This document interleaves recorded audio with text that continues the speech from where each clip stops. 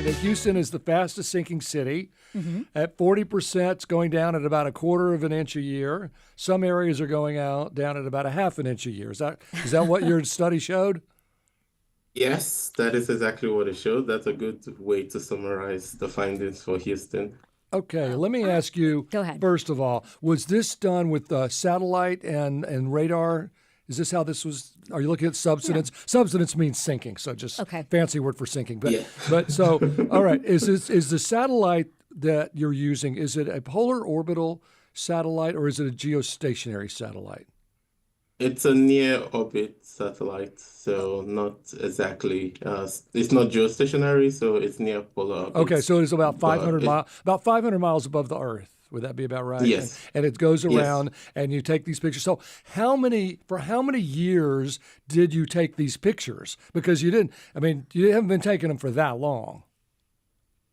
No. So the satellite that we use for this study specifically, it's called the Sentinel-1 satellite, and it's operated by the European Space Agency, and it has been collecting measurements since 2014 to date. So a little better than 10 years. Yes, exactly. But there are other satellites that have been operating for longer, but for this study, we focus just on the Sentinel-1 images. So for 10 years, you're suggesting that some places have been sinking at as much as 5 inches? Yes, that is exactly it doesn't feel like a 5-inch drop here in Houston. Not that we don't have potholes and freeway issues, but that seems like a lot to me because that would suggest at the same rate we've been sinking for, since 1980, we should have lost about 30 inches by now. Not necessarily. If you look at the map specifically for Houston, you would see some areas where you do not have 5 millimeters per year. You have smaller than that, for example. And I think all of this comes into play because of groundwater management issues that Houston has employed in some areas. So you have some areas that the land is stable. The good thing about the satellite data is you do not just have one single framework for the entire city. You have multiple rates for different parts of the city. So you have places where it's sinking really fast and you have places where it's stable. Yeah, I saw the map, for sure. I know Frank has a lot of very scientific questions for you, Leonard, but I just need to know, should we be worried? That's my big concern here. Of course we should. What should we be worried about? The risk from subsidence comes in two fronts. The first is the risks to infrastructure. And the second, for Houston, that still has some coastal areas in the city, there's a worry from relative sea level rise and also just flooding in itself. And so you have two dynamics happening when you discuss relative sea level rise or sea level rise issues.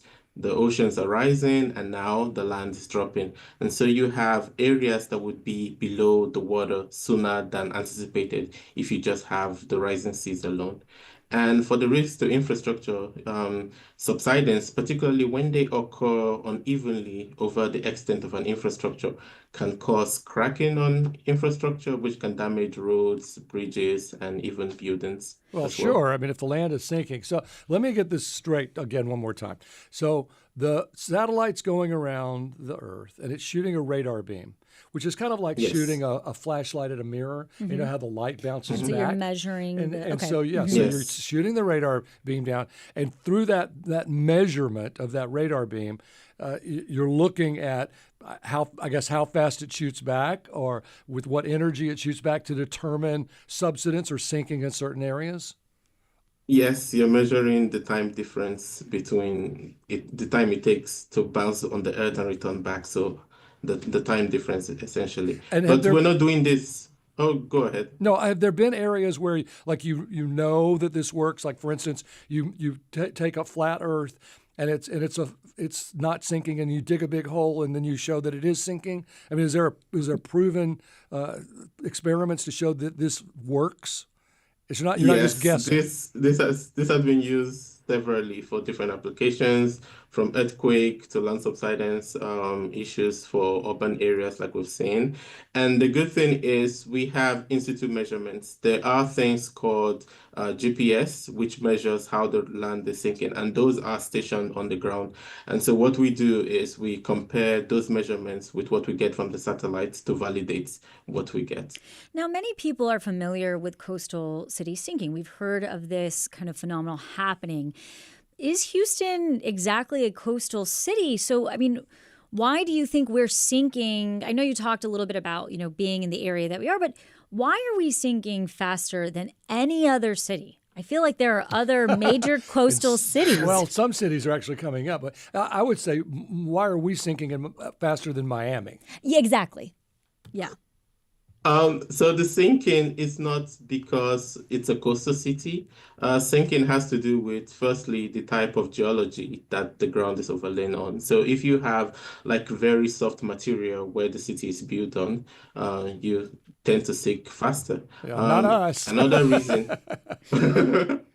Another reason is also because of extraction of resources. And so extraction of groundwater or extraction of oil and gas, those two can accelerate how much a city sinks, which Houston has a little bit of everything. Well, we've talked about aquifers that supply water, that they're underground. A lot of them are going empty.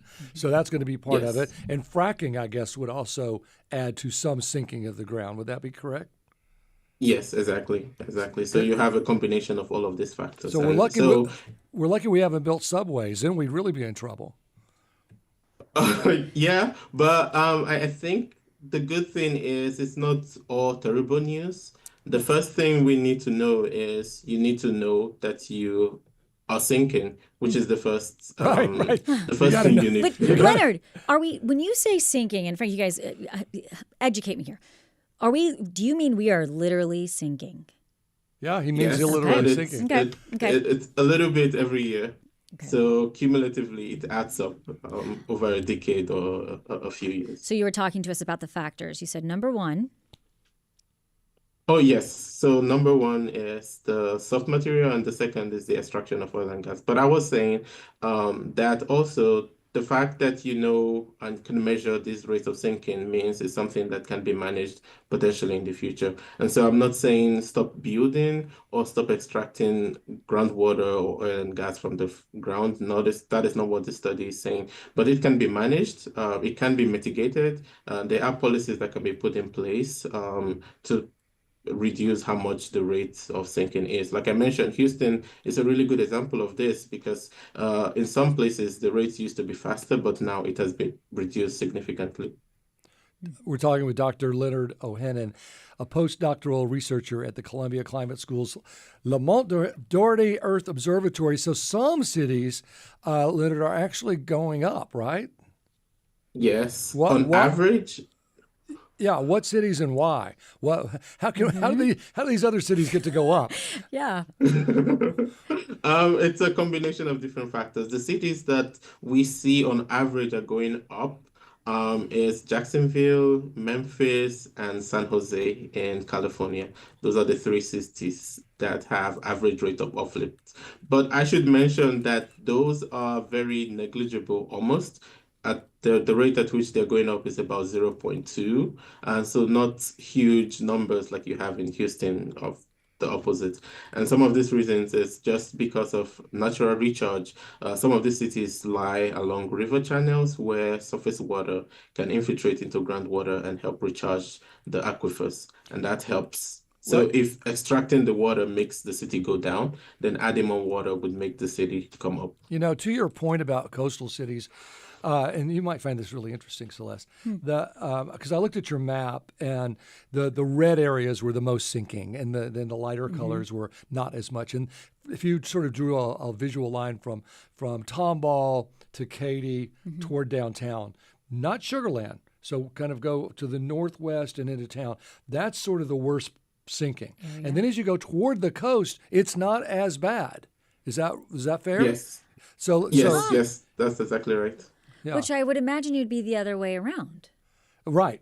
You So think because it's a you- little swamp. There are areas out toward Baytown that have subsided considerably.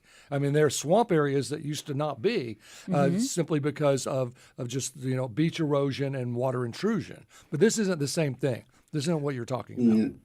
No. So this comes into play again as to some management policies that have already been put in place. I spoke to the subsidence district, which is in Houston for Texas, and they mentioned there are a lot of policies regards to groundwater extraction that have been put in place in Houston to help manage the subsidence. And so there is a body for subsidence in Houston and in Texas specifically that helps to manage this. Yeah, there are other cities in Texas. Would you like to name those off the top of your head? I think Yes, Dallas is another one. Fort Worth is Oh, another good. 'Cause one. we don't want to sink if Dallas doesn't sink.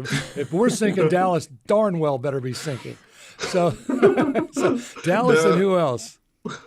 The San Antonio was another one, Yep. and I think Austin was Of course, the last one. double-decker highways and all that traffic will do it to you. They have they have big aquifers out in Austin. That's the issue out there is the aquifers that are actually drying up out there. I would imagine that's a big problem. Yeah, the interesting thing was the three fastest cities were in Texas.